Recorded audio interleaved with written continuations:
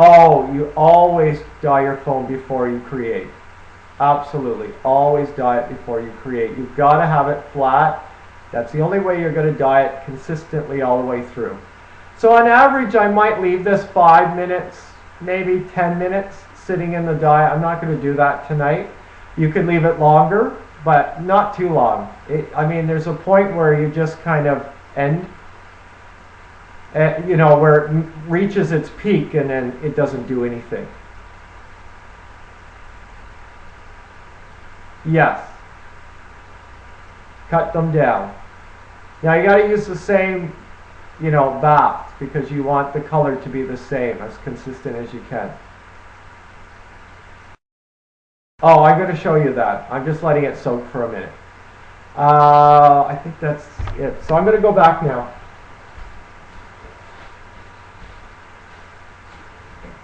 So in a bathtub, if you did this, you could easily just drain out the dye at this stage and then fill the tub with clean water. But because we don't have that here, I am going to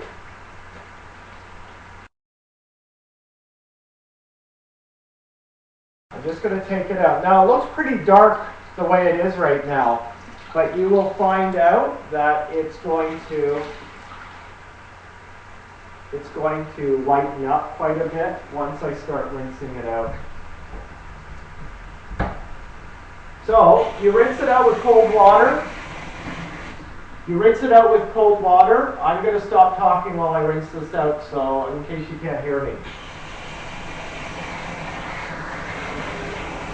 And you squeeze it as you do it until the water below runs, you know, once your water starts running clear. Okay, as clear as it can be.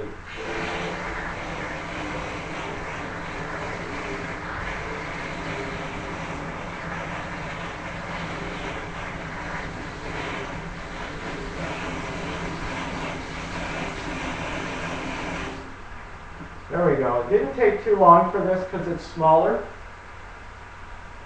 Now, because this is a smaller piece, I can wring it out with my hands pretty easily.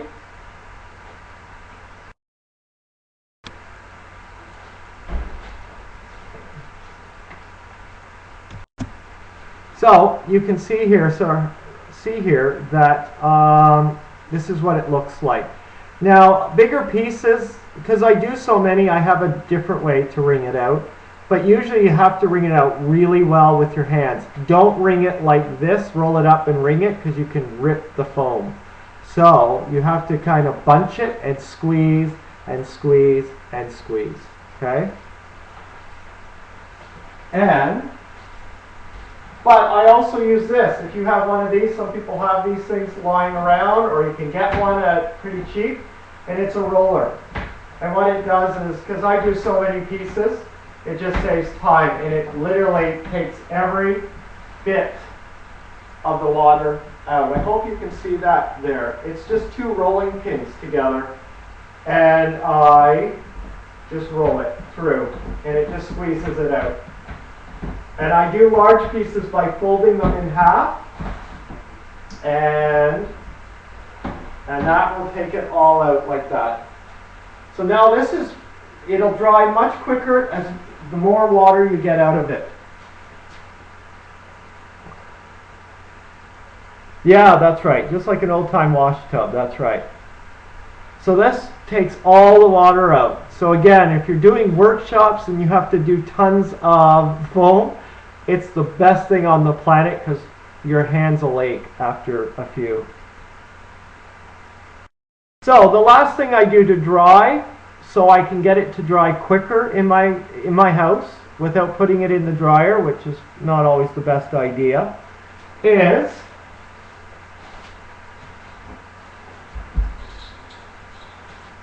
one of these. You get them in camping areas or in the dollar store, and they're basically a portable clothesline. And I will hang it in a large room from one corner at the very, just below the ceiling. Like literally, I put a hook in one end, a hook at the other end of the room, and I string this across. It goes quite long. This is just a small portion. And I mean, they come in different shapes or sizes, sort of thing. So I hang it up, and obviously clothespins are on here, and I clip on the foam on a corner and let it hang. And it dries in a night. You can lie it down flat on plastic. You should always keep your dyed stuff on plastic because the dye is still, if you don't get it all out, it can still leak through to the floor or whatever table or whatever you have it on, and you're going to end up with whatever color underneath. And so you can lay it, but you have to flip it if you lie it flat, because it always, the water will drop down to the, gravity takes over, the water drops, and you'll end up one side dry and the other side still damp. So you have to flip it. And like I said, it's important to put plastic underneath. And the RIT dye, I didn't give you measurements to what, you have to read the bottle and figure that out yourself. So, I mean, I just dumped the water in tonight, but, if you need it darker, you put more dye in. If you need it lighter, you may not need as much. So what do you do with the dyed water afterward? Is it safe for the environment to throw it away in the sink? Yeah, I just suck it out and throw it out. I don't think it's a harsh chemical. I mean, anything that's not water that goes down the sink is not good for our environment, but this is certainly pretty safe stuff. It's, it's more water-based than a lot of the dyes out there. Add dye? Well, you probably could add dye to the contact cement, but I couldn't be bothered because it dries. It kind of dries yellowish, but you've just got to make sure that you watch yourself around not putting too much on, that you'll see it. I use glue guns for my workshops, and you know what, you don't really see the glue if you do it properly. Okay? So I'm going to show you how I suck out the water. Like I said, the system that I use here for the sink to fill them up and to drain them is what you can buy at an aquarium shop, a good one. They're not very expensive. They hook up to any sink. You might have to get a little adapter that fits up there, but this is the way I kind of drain it out, and then I go from there. Okay, yeah, that's true. Thank you, Bashful Puppet. Yeah, there's no reason to dye your contact cement, I don't believe. You just got to be, very wise about how you apply it so it doesn't gloop over. Okay, so just for people in case they want to know, this is called the Python system.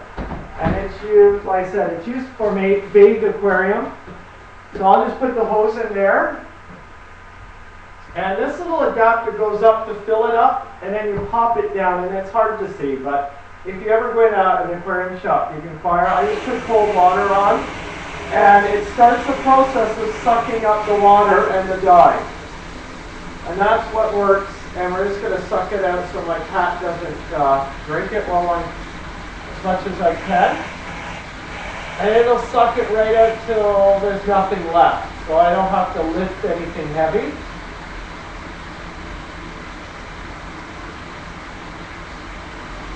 And that's the process of dyeing foam. And like I said, once it's dried all the way through, then it's safe for you to use to make puppets with and glue and all that sort of stuff. So I hope you find this video helpful for everyone. Take care.